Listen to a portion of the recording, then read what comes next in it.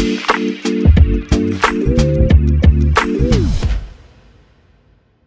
right, hello, and welcome back. Atlanta Sports Guys here on the Chase Thomas podcast, taping this as we do every single week here on a Friday afternoon. No Max Markovich this week, but we still got 99 The Game's dopey millennial number one, Garrett Chapman. Garrett, good afternoon, sir. How are you? Oh, fantastic, man. It's another beautiful Friday in Atlanta. That means high school football. So really excited for that.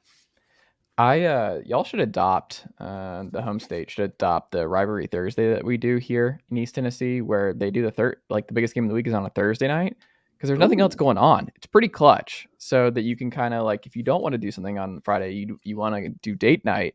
It's a little bit easier for a lot of the high school folks because, hey, Rivalry Thursday, you do it on a Thursday night because there's really no competition. It's a pretty cool thing, I think. That's kind of interesting. See. I mean, my Friday, Saturday, Sundays are just obsolete now. Yeah, they're non-existent.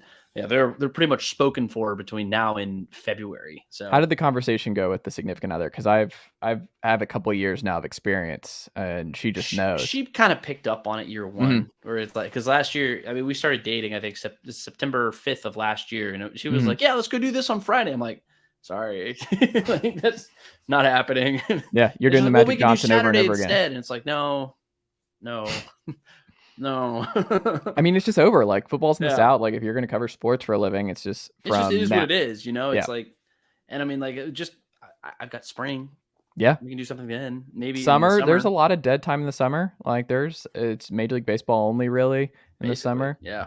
So there's time, but like fall, it's game on. Like fall is just, I mean, like think about it. We got fall football, but I mean, NBA's back. You get NHL, you get college basketball. It's just the best sports equinox in October. Yeah, so it's just the falls are out. Like my fall weekend stuff, like outside of the occasional pumpkin patch and stuff, my falls and winter months are just pretty loaded up. She wants me to take her to a county fair this year, and I told her I'd do my best. So fingers crossed. County fairs are fun if you can pull it off. Oh yeah. Maybe a Friday afternoon. Like take a Friday afternoon and do something, and then go to high school football. There you go. You might be able to pull that off. I mean, you could do the first half of a high school football game and then leave it to blowout and be like, no, because I got to do hits. That's true. Yeah. That is true. As someone who also does that twice a week. Yeah. No, maybe you just get that's true. Just flip it. 92.9 if you're listening. I didn't mean it. I promise. I promise. Don't fire me, please. No, please protect Garrett Chapman at all costs. Don't forget, folks, you can check us out, full episodes, all that good stuff over on the YouTube page as we continue growing that thing out, youtube.com/ChaseThomasPodcast. So like and subscribe there. Listen to Garrett on 99 The Game on Saturday evenings. Not this weekend. We're off this weekend, but but college football game time picks up on Thursday of next week, and then we run every single Saturday from 8 till noon. And then I think I'm going to be like 2 or 3 times a month. So for the dopey millennials, but there you go. Yeah, we got you covered for everything. Awesome. Well, this show goes up every Saturday, every single week here on Apple Podcasts, Spotify. So make sure you're locked in on your preferred podcast player. And Garrett, and especially Max, who's not here, would greatly appreciate it if you would take 2 seconds and leave this show a 5-star rating and a review on either of those platforms. It helps other people find the show. And it helps this very show, the Atlanta Sports Guys, continue to grow each and every week on our local hour coverage here on the Chase Thomas Podcast on the Blue Wire Pod Network. We have some Falcons stuff to talk about, Garrett. So 2 preseason games in the books. Deion Jones back in the fold and getting rave reviews from Arthur Smith, being a competitor and having a good attitude coming back in because he's running with like the 3rd team this week, and he's going to have to kind of fight to earn his spot back, and no guarantees that he's a starter. People wonder if he's going to get cut, but we'll get to Deion in a second. In terms of what you saw against the Jets on Monday Night Football and their 2nd and 3rd string, what stood out to you from the Jets game? I mean, look, starting with the quarterback position, that's where all eyes and ears go to first, because I mean, the quarterback is the lifeblood of this football team. I was impressed with both guys. And it's more of the same, you know. Marcus Mariota on that first drive, he looked like he had exactly like he did against the Lions. I mean, strong poise, made some good plays, can scramble, can do things with his feet. But most importantly, he did what he needed to do with his arm this week. He had that beautiful pass to Kyle Pitts, who is going to be a problem this year in 2022. He is going to be a problem. I'm really excited to see what he can do this year. But I mean, we already knew Kyle Pitts was a stud, but the quarterbacks looked good. I mean, the rookie, he looked as good as you can against second, third string guys.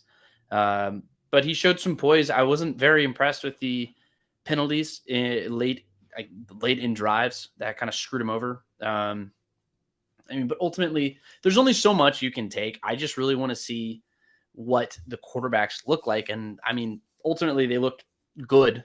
I wasn't completely enamored with them necessarily, but they looked very good. I'm fine with it. But all in all, only so much you can take. There was, obviously the Pitts play is what people are citing, the 50-yard play, where it's just Kyle Pitts is just going to be an absolute menace. But one of the things that might alleviate, not alleviate, what's the word I'm looking for? Elevate? I can't think of the word off the top of my head. That might prevent, it's a synonym of prevent, so we'll go with that, from Pitts kind of breaking out, especially in the touchdown front, is those underthrows. Like the Mariota throw was behind him. Like it was just one of those things where you're like, Mariota hasn't exactly lit the preseason on fire. Like he's fine. But when you watch the snaps, Ridder, he had some really good tight window throws when he was in this Monday night. And you look at it, the arm strength's just different. Ridder has just more touch, better arm strength. He's a lot bigger.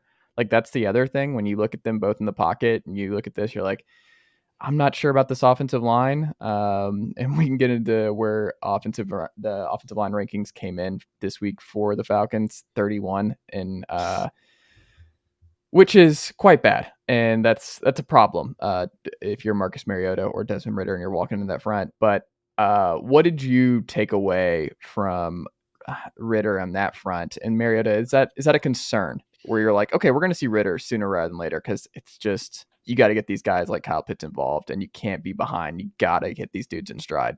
You mean specifically with the arm strength? Yeah, just kind of like, just arm strength, just leading. It's just one of those where it was kind of a duck. Mariota's been fine, but the downfield stuff's not there.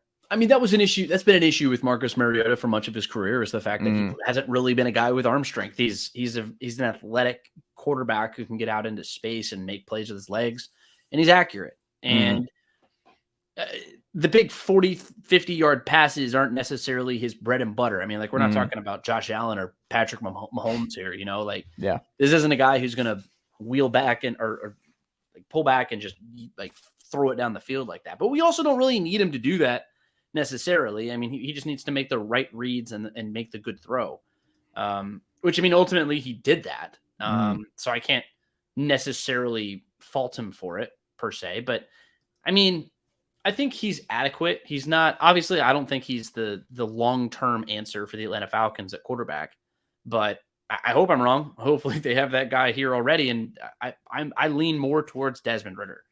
He's a guy who I expect to take over the starting job at some point.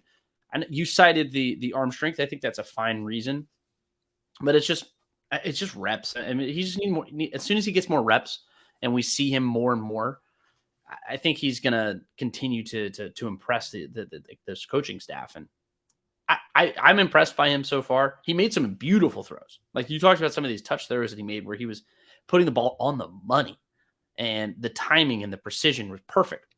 Was it Ridder or Mariota who had the eliminated Zacchaeus touchdown in the end zone, back in the end zone? That would have been Mariota. That was Mariota. That was a really good throw. That was a beautiful throw. No, both guys made great throws. That's the thing. If I don't see a lot of difference between these guys, then I'd like to see Desmond Ridder, but I have seen enough to make Marcus Mariota the starter. I fully expect him to lead this team in September. Whether he makes it to October, that's a completely different question.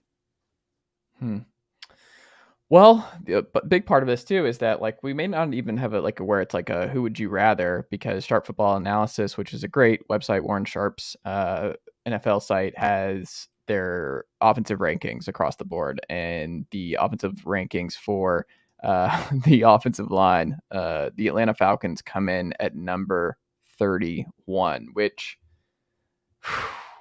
if that's the case, we have some problems. Like if that's the case, then and you're seeing that a little bit. Like the run game hasn't been great through 2 weeks, and you're kind of wondering, like, Tyler Algier doesn't really look like he's going to be a big factor early on. Quadri Allison had a nice week 1, but I don't know. Like they're holding, obviously they're holding Cordell Patterson off a little bit, and they're just protecting him to save reps and everything else.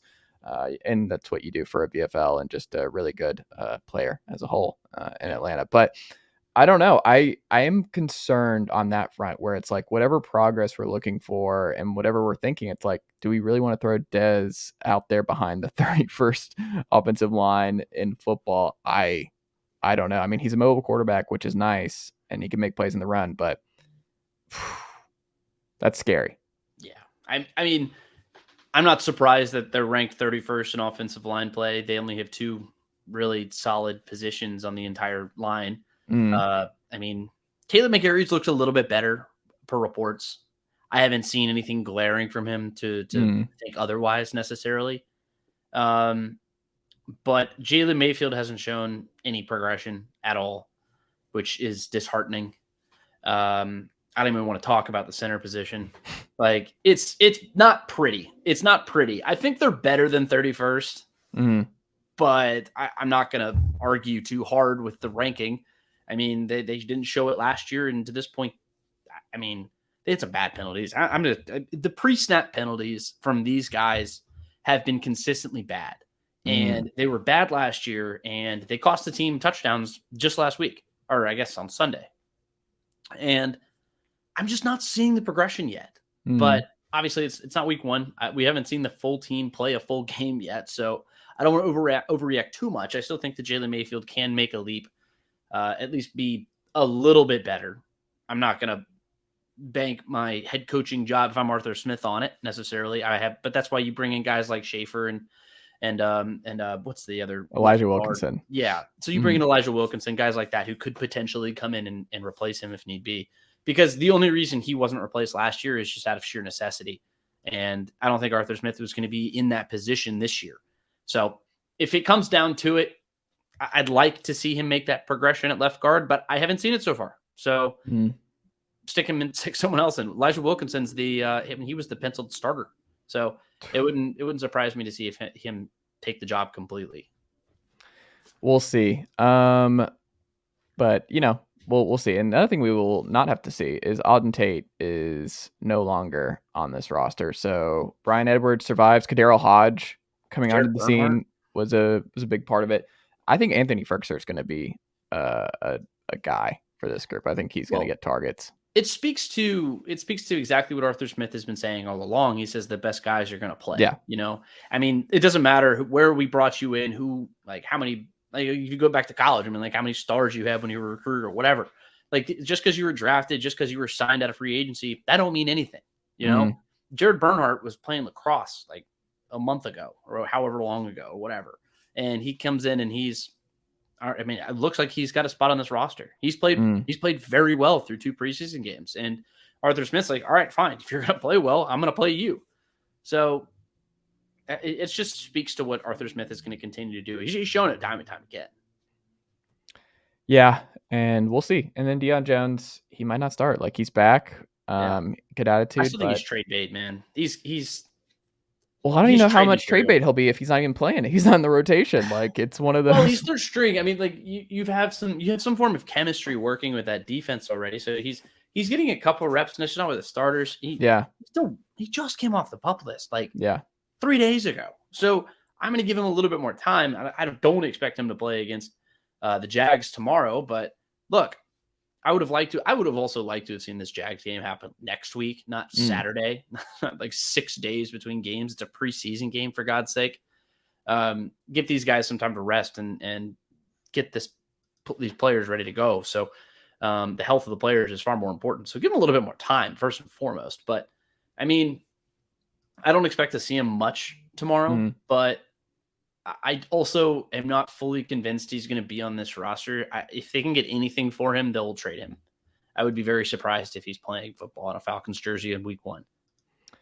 Yeah, I would tend to agree. In terms of the Braves, so suddenly there is some question marks in the outfield. This is something that I think is interesting going into the postseason and really just going forward, where we were wondering, like Dansby said, like his home's here and he wants to stay here. And we all have you, Max, and myself have differing ideas on like where that's going. But Michael Harris locked in, like whether or not Dansby is going to be re-signed this offseason, what kind of contract it's going to be, and this, that, and the other.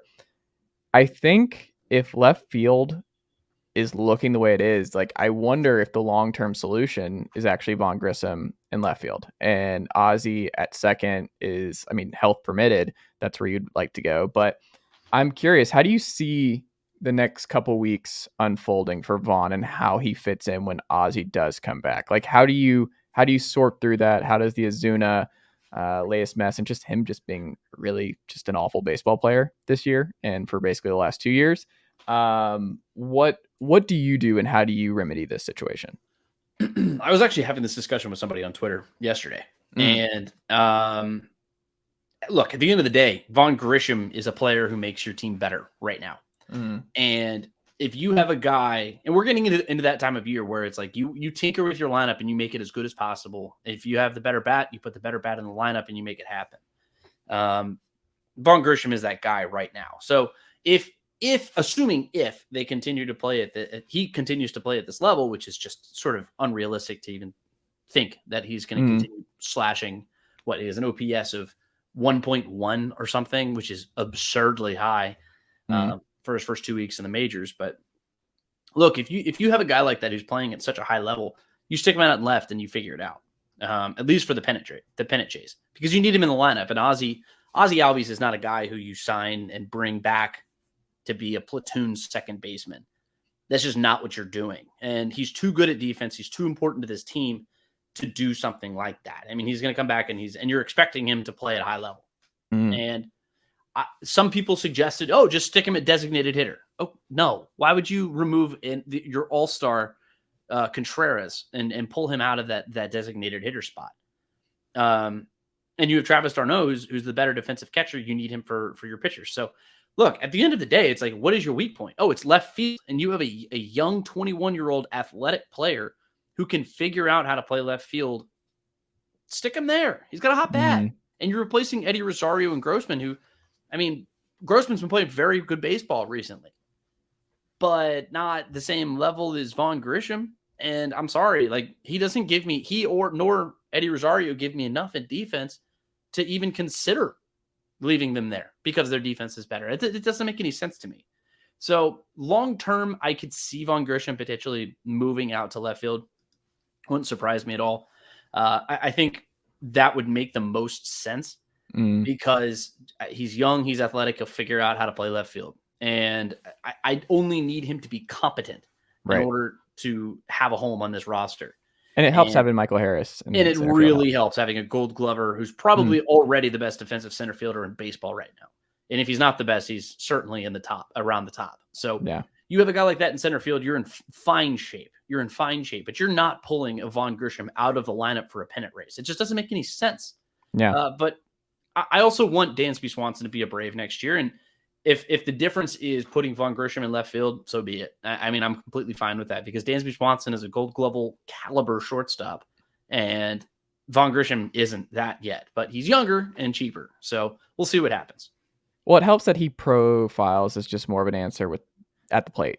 Like he was never going to be called up as like a defense first guy. Like that helps where he's like someone who you don't feel like you're sacrificing defensive upside with putting Vaughn in left field. And that's something you have to concern yourself where it's like, with other players where you're like, he's just too good with the glove. He's got to stay there. It's like trying to figure out, should he be a shortstop? Should we really move him off short because he's just so rangy, even with his bat being what it is? And like, they don't have to do that with Vaughn, where he could even just be a DH when you need to sometimes. But I will say, like, Contreras is another interesting long-term question just, do you make him the full-time DH? And what do you do with d'Arnaud, who's just playing well? And do you just let him walk? Is that something you do in the coming? It's a good problem. It's a good problem. It's not a problem they have to worry about yet. The only thing they have to worry about yet is how they keep playing well. Yes. Well, keep playing well. Keep what they do with Ozzie games. And he's back. So Ozzie will come back. When Ozzie comes back, he's going to get a couple of rehab stints, and he comes back, and then he's going to be inserted into the starting lineup. He might have a couple of DH days. Yeah, but he's playing. Like he's going to play, assuming he's healthy. He's playing baseball for the Braves. in 2022. I would just feel better if Robbie Grossman was playing better. I would feel a little bit better. Like the outfield. Grossman's playing well. I mean, he's got an OPS of like over 1 for the since he's been traded to the Braves. I mean, his last month he's been playing good baseball, at least at the plate. I mean, I'm not asking him to come in and be like Barry Bonds or something, but I mean, he's coming in and he's shoring up that. Yeah, that'd be very nice. No, but he's coming up and he's helping this back end of the lineup shore up with Michael Harris and Vaughn Grissom. He's been part of that. Yeah. Well, my question is more of like if he gets hurt, because like Rosario, obviously just an extremely injury-prone player at this point too, but he hasn't been hitting when he's been in the lineup for the most part. Like he had that hilarious pop fly home run in right field against the Mets not too long. Huh? I'll take that. It's just funny because like those kind of, you'll see the Rosario pop fly home run, like the 95 exit velo, and then Matt Olson just launching one past the over into the PNC. What, I don't even know what river is that. It's the Allegheny River. Allegheny River, yeah. Just very different kind of hitters and players between the two. But Matt Olson, he's got some real power. He's probably the most underrated player who's been having just a special season. Special. He said 70 RBIs in his last game, 70 games. Yeah. That's pretty special. And no one talks about it. Well, there's a lot of people that the Braves talk about right now, like Austin Riley's MVP kind of guy, Dansby having the season that he's having. It's just hard. Someone's going to get lost in the shuffle. Spencer Strider, Robbie. I mean, Vaughn Grissom. Talk about Vaughn Grissom for the last 2 weeks. He's been the talk of the town. I mean, he's been very good. He's been very good. But I mean, he's going to be the second best first baseman on the field tonight. If he can be the best first baseman on the field, maybe they'll win. So we'll see. Last thing, the Hawks, they reportedly, and I'm just going to throw this out there in this way. For the folks on youtube.com/Chase Thomas Podcast, I'm doing some air quotes here. Made an offer for Kevin Durant before he was taken off the market by the Nets after a meeting between the boardroom and the Brooklyn Nets to run it back at least for one more year in Brooklyn with Kyrie and Ben Simmons and see how it all looks in the court and if they can make it all work. DeAndre Hunter, John Collins, and a pick was the reported offer. And let me tell you, that is not a reported offer for Kevin Durant. That was never something that the Brooklyn Nets were ever going to entertain. So people freaking out about like, oh, the Hawks offered and try to get Kevin Durant. The Hawks did not try to get Kevin Durant. The Hawks did their due diligence of like, did we catch Sean at a good time? Like maybe he's just really stressed today and he's just like, maybe all right, whatever. Drunk. Yeah, like that's just, it's not a real, it was not a real maybe offer. He's under the influence of some narcotic or something like that. I mean, that's the only way. I'm sorry. With all due respect, I mean, they're not taking that offer.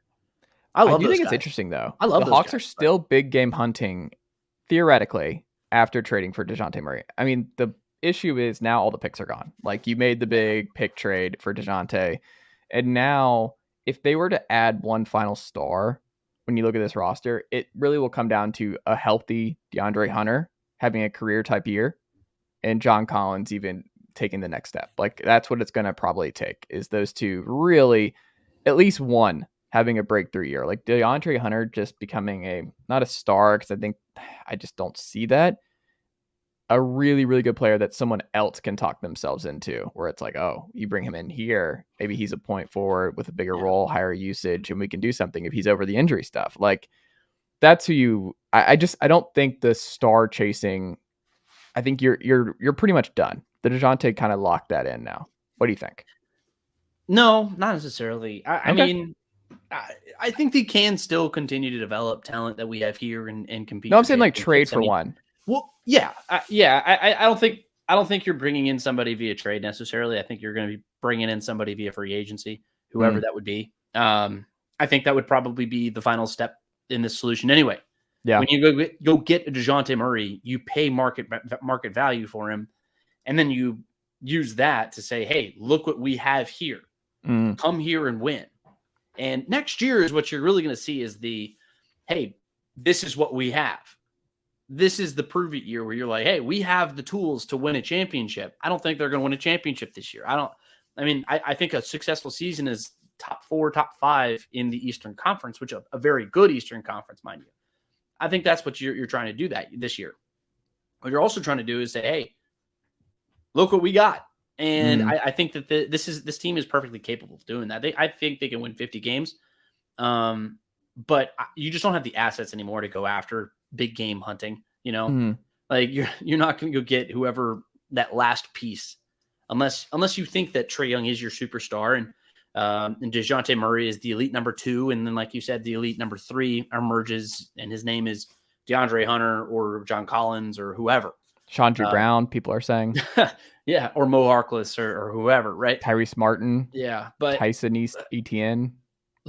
There are going to be some guys who might. They've got some. I mean, I think they've got some. They have more of an identity this year, and I think that's a step in the right direction. Frank the Tank is in the building. Frank the Tank. I mean, what a guy, right? Mm-hmm. So good bench guy. I can see. Like he gets really involved. He's really animated. He's like the he's on the bench. He's someone you want on the bench. Like he is a good bench guy. I think he'll actually fit in pretty nicely. Very nicely, squarely on the bench. But no, look, you need guys like that, man. You've got an identity if you're the Hawks, and I think that's a step in the right direction. But you're not trading for that final superstar, like you said. It's just not happening. But fortunately, you have a superstar in Trae Young, and you have probably one of the best number 2s in the NBA. I just want to see if they play well together. And God, I'm very excited to see that happening in 2 months. Hard to believe it's already 2 months away. I mean, this might be the most hyped I am for a Hawks season in some time, just because I want to see since last year. I mean, no, way more than last year, because I was pretty dubious going into last year, where I seem to recall where I was like, I don't know. I had the veil pulled over my eyes. I was ready to ride, and but I mean, hindsight's 2020, right? Yeah, I was worried of like, oh, they're going to buy too much into this core. Like it was one of those where they're going to stand pat because they made these circumference odds. Like, oh, we turned the corner. I'm like, I don't know if that's the case, but we'll see. But I think there's a path back. Vegas likes this team somewhere in the 4-5. If you're in that 4-5 zone, that means like injuries are going to happen. You're going to be right there to host a first round series, which is huge. Like for the Hawks this year, the focus should be get that 4 spot. Like at the very least, get the 4 seed. Hope you can get 3 seed, whatever. But that should be the goal. And they're basically only going to play vets. You look at this roster, it's a roster where I think the ceiling's pretty high. Or the floor, excuse me, is pretty high. And the ceiling will come down to how Trae and DeJounte play together. And exactly. I mean, if this is just peanut butter and jelly between those two, then this team can really take off. Like I'm talking really take off.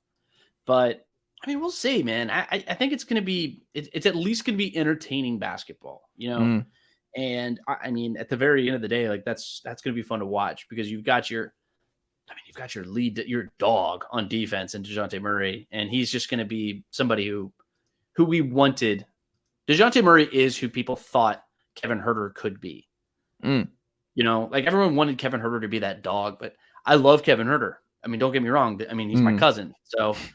Don't get me wrong. I love that you're leaning into the redhead stuff now. Yeah. This is great. Nah, we just look kind of similar. We're most just pale dudes from the East Coast. I can relate to that. But look, I mean, first he was a good player. I liked him a lot, but he was never going to be that dog that you need. And DeJounte Murray is that dog. He's going to go out there and lock down the perimeter, and I mean, he's going to take away some pressure from Trae Young, and I love that. And I think that's the exact thing that this Hawks team needed. And you lean on your backcourt, and I mean, when you take away a little bit more pressure off of Clint Capella and you don't have people just sort of streaming in there, right? I mean, Clint Capella's play is going to be elevated. And I just want to see John Collins take another step. And I want to see, like you said, DeAndre Hunter is the other guy. Stay healthy. Let's see what this team can do. Because I think 46.5, I think that's a strong number. I think 50 is not out of the equation. My gut tells me that Capella and Onyeka will not both be on this roster by the end of this season. I tend to agree. I don't know. This is certainly the final year of having both of those guys on the roster. Yeah. Just because you're coming due to a contract with Onyeka Okongwu. And if this guy's going to be on your roster next year, then he needs to be like starting and playing a bunch of minutes with Trae and DeJounte. You got to see what you have. You have to. So I think we've seen pretty much everything we need to see out of Clint. We know who Clint's going to be, and Clint's good, and I like. And he's got the best player impossible in his corner in Trae Young. And he's got the kingpin of the franchise. I mean, it's like the head of the mafia on your squad, Yeah. So that helps. That means a great deal. But at the end of the day, it's like I think Onyeka Okongwu has a higher ceiling. Just defensively, he's more agile, and we've seen what he's been able to do in the playoffs. But he hasn't had the minutes to really continue to develop that we'd like to see necessarily. But I wonder if it ends with like Capella and maybe DeAndre Hunter for Harrison Barnes. That would be interesting. Yeah. That would be very interesting. I don't like if the Sacramento season goes awry early next year, like Barnes is going to be. I mean, they're going for it this year. That Sacramento team, they're really going for it, but that's a tough Western Conference. I mean, they're basically playing. I mean, they're still just a play. Like right the West there. is just tough. Like the Lakers are going to be fighting for the play-in. Like is the Eastern Conference finally? Can we finally say that the Eastern Conference is better than the Western Conference right now? I think the Eastern. I think it was better last year. I think the Eastern Conference, the top of the East is better than the top of the West. I will say that. See, like I think the Bucks, Celtics, I would have gone the other direction. Heat. Huh? What do you mean? You just named 4 teams. That's the top half. No, that's what I'm saying. Like the top half, like the best of the best in the East, I think are the better as a whole than the best of the best in the West. But the bad teams of the East, I think outnumber the bad teams of the West. That's what I still struggle with. Like the Pistons are going to be awful. The Magic are going to be awful. I mean, the playoff teams are better. Yes, I'd say the playoff team, which at the end of the day, like that defines the conference as much, if not more, than the bottom cellar dwellers. I would agree with that. I'd say the Eastern Conference is just as good as the West. It's a conversation. For the first time in many years. I mean, the Eastern Conference was terrible, but I'd say we were having below 500 teams make the playoffs all the time back in the day. Yeah, last 2 years though. I mean, you have who made what is it? The Pelicans and the Timberwolves were. I mean, the Pelicans just moved up from like the 11 seed, right, or 10 seed, and they played their way in with the play-in. Neither of those teams were any good. Neither of those teams would have sniffed the playoffs in the Eastern Conference last year. I don't think so. That's fair. Garrett Chapman, we can find you on Twitter, GChapATL. Listen to you, W Millennials. Read you. So for your Friday scoreboard, are you writing or are you just doing like radio hits and stuff? Radio hits. Okay. Just doing radio. And then I mean, college football game time kicks off. So high school scoreboard show Friday nights, 7 to midnight, 92.9. Then we have college football game time, 8 a.m. to noon. And then we've got Falcons on Sundays. Man, your Friday night to Saturday morning is brutal. Ooh, like you're hopping on, like doing CFB game time, like right after, the first thing. No, I'm at the studio probably 6:30, 7 a.m. Ooh. So it'll be right after high school football on Friday nights. That's going to be something. So it'll be fun. It certainly will be something. Yeah, absolutely. But you got it. You'll. Oh, it's going to be fun. I love it, dude. Yeah. I mean, come on. There you Talk go. Sports for a living. Exactly. If you have any questions for us, mailbag, anything like that, and want to get in touch with the Atlanta Sports Guys, you can email us, chasethemospodcast@gmail.com. Any questions for Garrett, Max, or myself, hit us up there.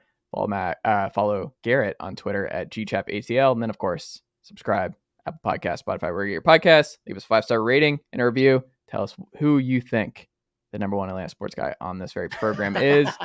And then subscribe on YouTube as we continue growing that out. Cannot emphasize that enough. YouTube.com/ChaseThomasPodcast. Like and subscribe. All that good stuff. Garrett Chapman, always a pleasure. And I will talk to you next week. Sounds good, man.